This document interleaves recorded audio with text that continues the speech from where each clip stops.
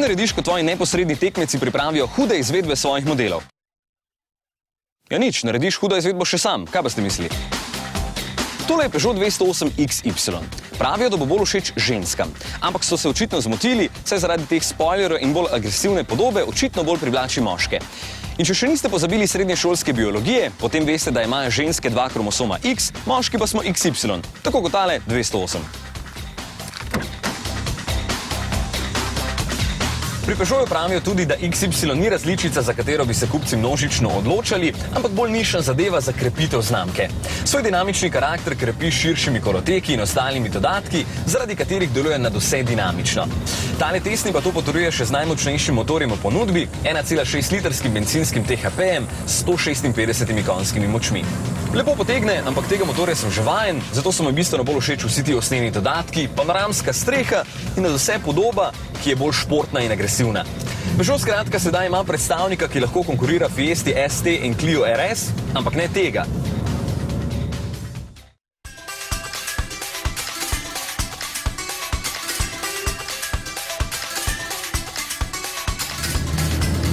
Dosta legendo vozim.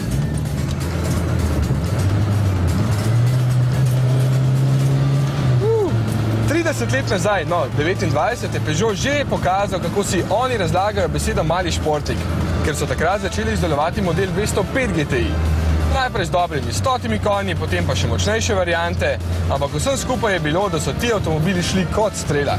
Tale GTI ima recimo okoli 130 konjev, tehta pa le kot skodelica kave, recimo 900 kg. In to je avtomobil, s katerim so v 80 letih tekmovali tudi v reliju in bili nadvse uspešni. Ni serva, ko mora biti. Me sploh ne čudi, ker se avtomobil res odlično pelje. Je pa vroče.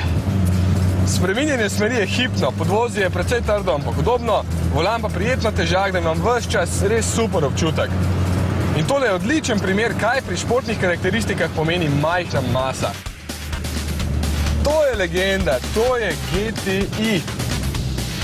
Si predstavljate, kako huda je morala biti šele reli specialka z manj kot 800 kg mase in dodatno turbino ter skoraj 200 konji?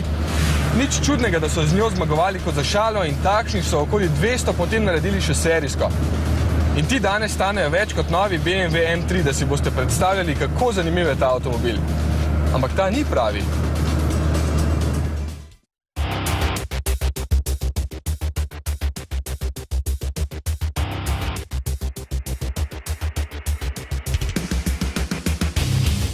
Je pa tale. Ampak preden dejansko začnem s testom, moram ugotoviti, koga sploh nagovarjam. Kdo ste kupci tega avtomobila?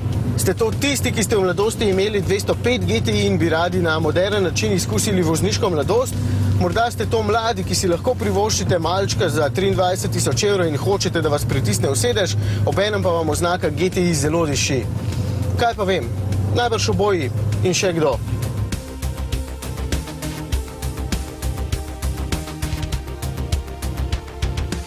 Prvim tistim bolj nostalgičnim kupcem bo všeč kopica napisov GTI, predvsem tale, ker je bila na enakem mestu, enaka oznaka tudi pri modelu 205 GTI. Vsem ostalim, vključno z mano, bo všeč bolj nabita oblika, da se že nadaleč ve, da to ni čisto običajna stvar. In to boste zaznavali tudi znotraj, ker so merilniki obkroženi z rdečo. Zelo zanimiv se mi zdi ta ročaj, ki se preliva iz črne v rdečo in tudi tukaj ne manjka napisov GTI.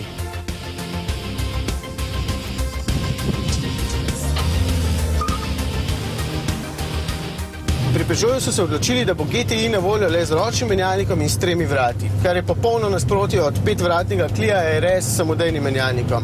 Če je ročni menjalnik nuja, potem smo enega tekmeca že izločili, jih pa je seveda še precej. Fiesta, Fabia, Ibiza, Corsa. Položaj za volanom je odličen. Ta dva sedeža moram pohvaliti, ker prav lepo objameta moj hrbet in tudi vašega bosta, pa še zelo mehka in udobna sta. Samo previsoko sedim za moj okus, pa sploh nisem eden tistih, ki zadnjico radi praskajo po tleh. Se mi pa vseeno zdi, da so ravno športni sedeži v zadnjih letih doživeli precejšen napredek in znajo biti udobni, ko včasih niso bili. Namesto, da vas spet opozarjam, da zaradi majhnega volana morda ne boste videli merilnikov, jaz jih v tem avtomobilu nikoli ne vidim dobro, vam raje povem, da tako majhen volanski obroč v športnem avtomobilu še kako pride prav. Dejansko mi je že v navadnem 208 všeč, tukaj pa je sploh super, ker pa še športnim vrlinam. Na serpentinah se mi je nekajkrat zgodilo, da sploh nisem vedel, kako naj ga priprimem, ker je tako majhen. Potem pridem do zmogljivosti. 200 konjev se v tako majhnem avtomobilu gotovo sliši noro, ne?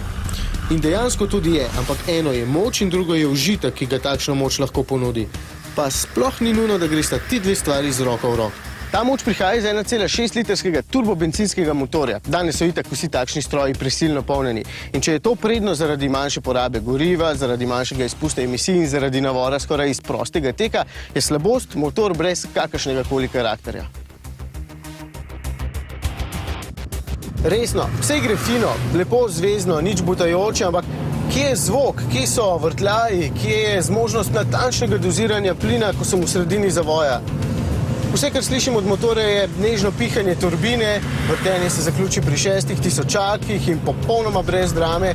V zavoju pa mi navor, ki ga čutim preko volana, pokvari tisti perfektni občutek. In zato vem, da je Matej 205 GTI v določenih primerih bolj užival. Ampak hkrati vem, da sem očitno eden tistih redkih dinozavrov, ki te stvari pogrešamo. In nanje najbrž lahko kar pozabim, ker so vsi tekmeci takšni, s turbino za večjo učinkovitost in več praktičnosti. Na karakter pa so vsi skupaj pozabili. In to se mi zdi škoda zlasti, ker je podvozje super uigrano. Sploh ni pretrdo, v zavoju pa ob popuščanju plina zadek neverjetno lepo in kontrolirano zdrsne. Prav tako kot so avtomobili znali to narediti včasih. In ravno zato me vsa ta turbomanija še kako moti, ker pokvari siceršnje vrhunsko doživetje. Vsaj malo mi odtehta poraba goriva, ki je zlahka pod 8 litri, po drugi strani pa si mislim, da si takšnega avtomobila itak ne smete kupiti, če vas zanima samo poraba goriva. Zanima naj vas užitek. Vsaj 21 000 € boste odšteli za takšnega GTI-ja oziroma še 2000 več, če se boste igrali z dodatno opremo. Če iščete hiter avtomobilček za vsak dan, ki ne bo preveč naporen, potem je tole super izbira. Malce manj je agresiven od Fieste in od Clio, ampak na cesti enako hiter. Če na stezi, počasnejši pa itak nima nobene veze, ker za tja ne priporočam nobenega od teh treh. Raje prejšnjo generacijo Clio RS ali pa še bolje, detka, 205 GTI. To je avtomobil za uživanje, pa čeprav tudi slučajno ni tako hiter kot tale. Je pa res še nekaj. Pri 40 stopinjah Celzija tule zunaj je prav prijetno biti v novem avtomobilu s klimatsko napravo.